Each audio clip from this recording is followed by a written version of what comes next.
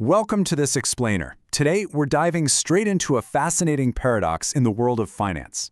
And to do it, we're going to rewind the clock all the way back to the fateful month of October 1929. We're going to break down the absolute necessity of a margin of safety. You know, it's a concept that is profoundly misunderstood by so many people. It's not just about playing it safe or being overly cautious. It's literally about the mechanics of long-term survival. So let's get right into it. $3 billion.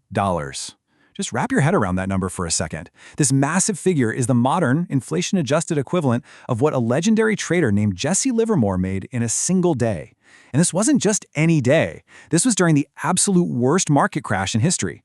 While the rest of Wall Street was in full-blown panic mode during the 1929 crash, there were reports of ruined speculators literally taking their own lives.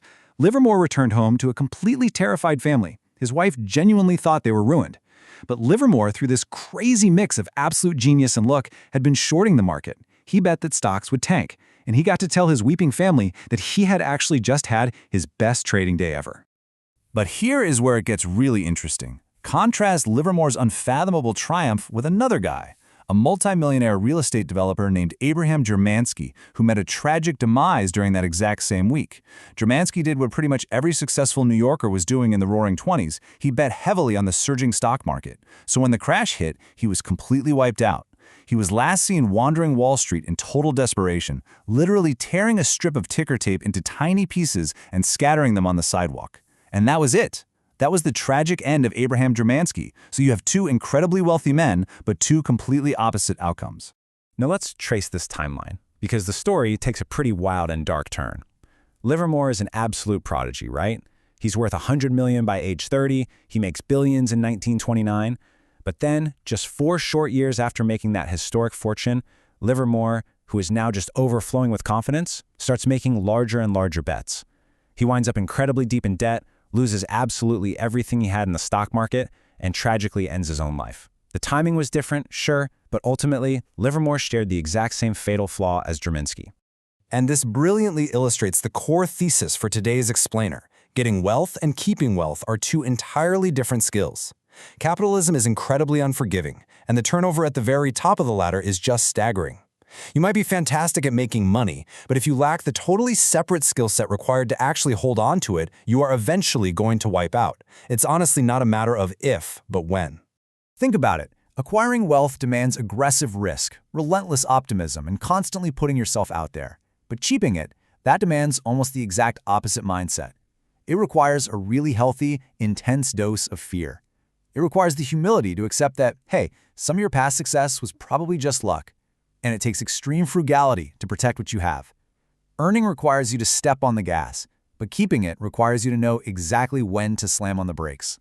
Which brings us to this chillingly brilliant admission from billionaire venture capitalist Michael Morris, when he was asked why his legendary firm Sequoia Capital has survived and prospered for 4 decades, especially when so many other VC firms just flame out after 5 or 10 years. He didn't cite some brilliant market insight or aggressive growth strategy. No, he cited fear. They operate on the fundamental assumption that tomorrow won't be like yesterday, and they absolutely cannot afford to rest on their laurels. To keep wealth, paranoia isn't a weakness, it's a strict operational requirement. To really cement this idea of survival being more important than mere intelligence, we've got to talk about the legendary investing duo of Warren Buffett and Charlie Munger. Everybody knows those two names, right? But about 40 years ago, there was actually a third member of their group, the forgotten third partner. His name was Rick Guerin. Rick made investments with them, he interviewed managers with them, and he was considered totally part of their inner circle. So why on earth don't we know his name today? Well, Rick Guerin was completely their intellectual equal. He was just as smart at picking stocks and analyzing businesses as Warren and Charlie.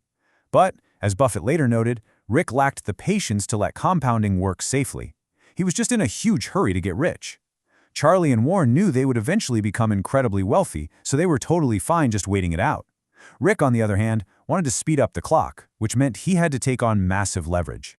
And this is exactly where the math catches up with impatience. 70%. That massive drop represents the brutal 1973 to 1974 market crash, because Rick was levered up with margin loans, borrowed money used to artificially amplify his stock gains. This crash triggered relentless margin calls. He was completely wiped out. The bank demanded its money back, forcing Rick into the tragically ironic position of having to sell his prized Berkshire stock directly back to Warren Buffett for under $40 apiece. His extreme intelligence didn't matter one bit because his lack of basic survival skills forced him entirely out of the game. Now flip that and consider Warren Buffett's success. We spend so much time obsessing over what Buffett did, what stocks he picked, what managers he liked, but notice what actually defines his incredible longevity. It's what he actively avoided doing. He didn't take on crushing debt. He didn't panic sell his way through 14 different recessions. He didn't burn out. He just survived. And that sheer survival gave him the longevity that allowed the magic of compounding to work over 80 long years. Avoidance of ruin is the true secret sauce here. So, what does this all mean for us? How do we practically structure our own financial lives, our careers, and our businesses to guarantee we don't wipe out when reality inevitably hits? How do we take these extreme examples of billionaires and actually apply them to our own everyday strategies? Well, it really comes down to appreciating a few very specific, highly counterintuitive concepts. Step 1. You have to become financially unbreakable. Let's talk about holding cash. Cash sits there earning a measly 1%, which, let's be honest, feels terrible during a roaring bull market when stocks are shooting up 10%. That gap really gnaws at you. But cash isn't an investment meant to generate high returns. It is a survival mechanism. If having that cash prevents you from desperately selling your stocks at the absolute bottom of a bear market just to cover an emergency, its true value isn't 1%. It's essentially unmeasurable. It literally keeps you in the game. Secondly, we need to talk about how we plan. Because the future is filled with total unknowns, a good plan must embrace reality and leave massive room for error. You can meticulously project your income and returns for the next 20 years on a spreadsheet, but did your spreadsheet predict a sudden global pandemic? Did it predict the 2008 financial crisis? A plan is really only useful if it can actually survive reality. The more your financial life relies on everything going exactly right, the more fragile you become. And this perfectly captures the absolute, non-negotiable necessity of a margin of safety. It's not merely about being conservative or running away from risk altogether. Not at all. It's about raising your odds of success by significantly increasing your chances of survival.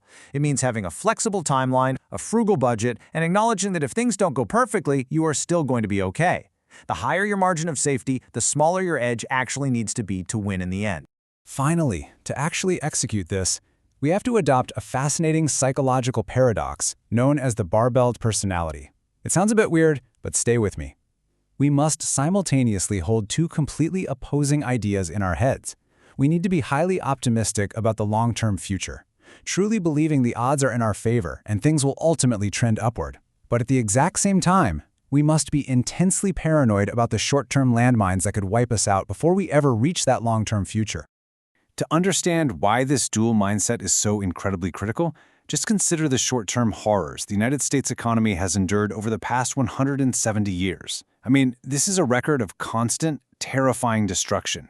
Over 1 million war deaths, 33 separate recessions that lasted nearly half a century in total. The fact that 99.9% of all companies ever created eventually failed. The stock market dropping by 10% or more over 100 times. If you only looked at the short term, you would be entirely justified in being purely pessimistic.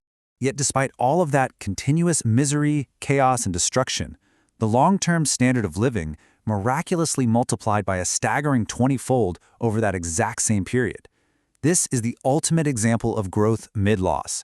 The long-term trajectory was incredibly optimistic up and to the right, even while the day-to-day, short-term reality was an absolute basket case of tragedy and volatility. Which brings us right back to Jesse Livermore. He figured out far too late that getting wealthy gave him a fatal swelled head. He started associating the good times with the absolute end of bad times. His wild success made him feel invincible at the exact moment he should have been the most paranoid. He entirely lost his margin of safety, both financially and psychologically. And it is, exactly as he said, an expensive disease everywhere to absolutely everybody. So as we wrap up this explainer, I want to leave you with this one vital question to ask yourself. Look at your own strategy, your own savings, your own plans for the future. Do you have enough short-term paranoia, meaning enough cash, enough room for error, enough humility, to guarantee that you will survive long enough to actually reap the rewards of your long-term optimism? Remember, having an edge is great, but surviving is what actually makes it count. Thanks for joining me on this deep dive, and I highly encourage you to go take a hard look at your own margins of safety today.